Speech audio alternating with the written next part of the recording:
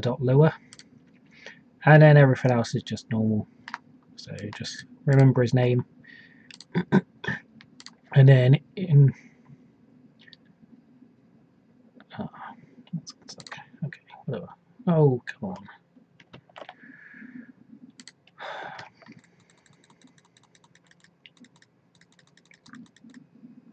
Okay. Here we go. Right. So firstly, you need some global sounds. We have got more slots now, but it's just easier to keep them as global sounds, especially if you're going to be needing a lot more, because you only get 4 on characters, even with the new update. And for proper dialogue, it's probably still not enough. So we'll leave it at global sounds. But basically, I'll just zoom in so you can see. You need to change this line here to match where you want your sounds to load from. So I've put mine in in the audio bank in a folder called global sounds, and then I've just named them sound 1, sound 2, sound 3. But you can name anything, just change it here. And then you've got your subtitle, or the dialogue that will appear on the screen. In this case, it's just "thanks for saving me." So that's what he says. And then you just write it here to print it out onto the actual screen as well if you want some subtitles. If you don't, you can just leave it as a like this, and it just won't appear. But we'll put it on there just to because.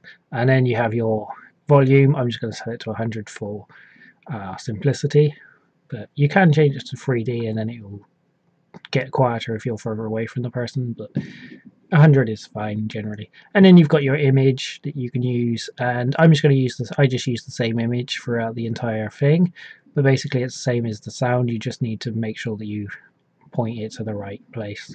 And in this case, I put it in script bank, conversation images, and then I've just called it hostage.png. And that's it for that guy. That is the entirety of the first guy, apart from that bit where you have to remember his name, which is basically in this bit here. Line 49, this is in the init part of the script. And then you just have to point him to the sound number that you want him to speak first. So this is the first sound because I've loaded that in as the first sound.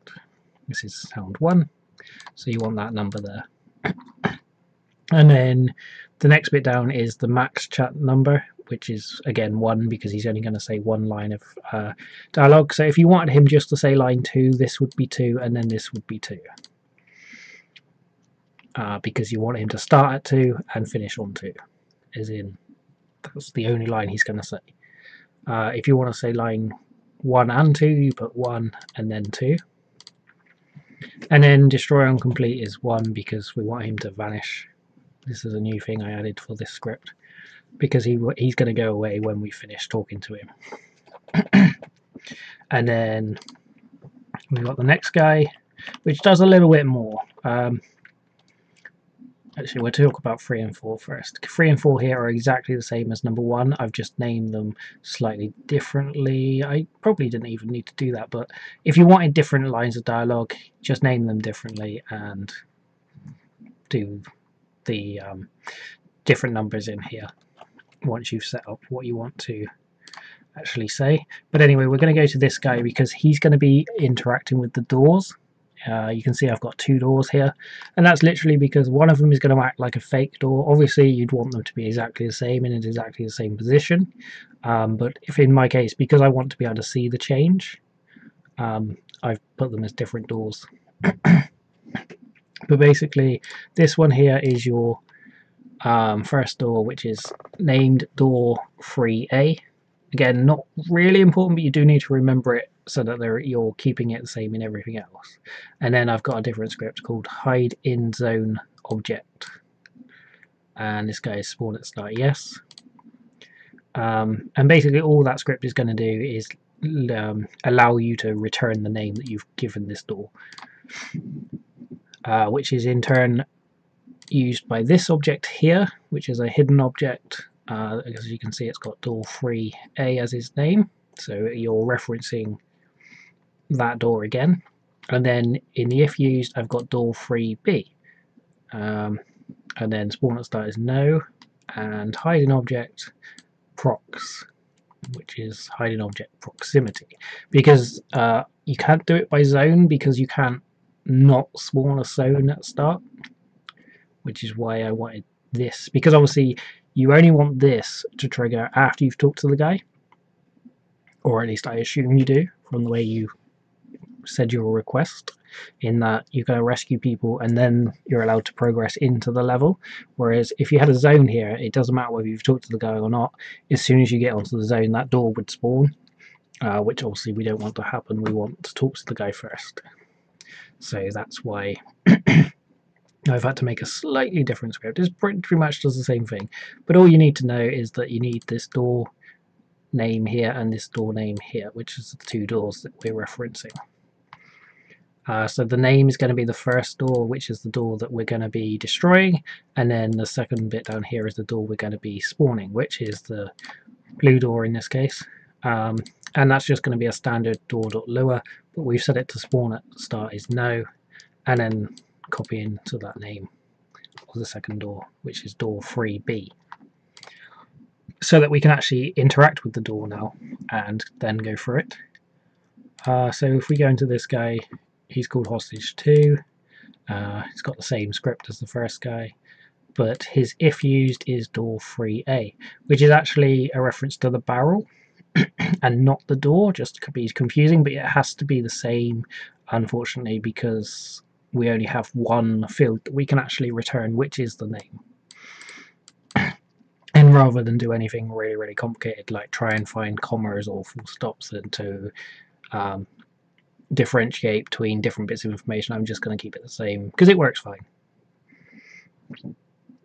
So yeah, basically it needs to spawn this barrel, which in turn, because the barrel's right next to this person, the player's going to be in range automatically, so it's just going to instantly destroy the barrel and spawn the next door because of the barrel script. And yeah, that's it. Basically all I've done is for hostage 2 I've added sound number 2, and max sound number is 3 because I want him to have the next 2 lines of dialogue, which I've set up here. So there are more hostages inside, and then please save them too.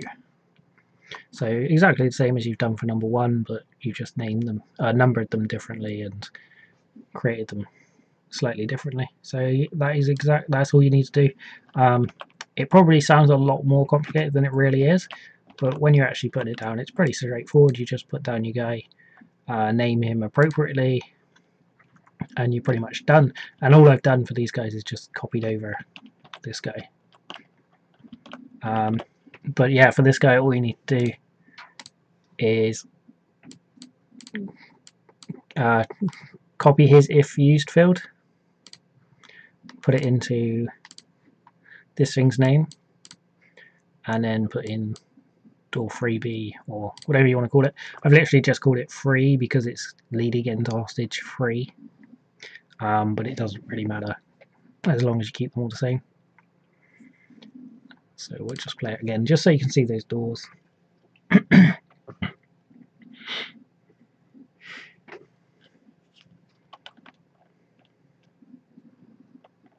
So you can see there's no blue door there at all at the moment. No blue door. I can walk through the blue door, and there's no prompt to open this door at all. So when I speak to this guy, there are more hostages inside. If you notice, the door is going to change, and now you get the nice prompt to walk through the door. So you can't walk through the door right now. I can walk next to it because obviously it doesn't fit in my building, but that's just because it's a different door. So press E and I can walk through. And you can progress with your level, and again you can do this as many times as you like, just remember to name them differently. So if I wanted to go through to the next bit, I'd probably call it door 5A and door 5B because it's going to hostage 5, but yeah, you can name it anything, and of course keep the barrel next to this guy here, and repeat the process, just naming them differently as you go along. But yeah, I'll give you this map file and all of the scripts, just to make sure that you can follow along.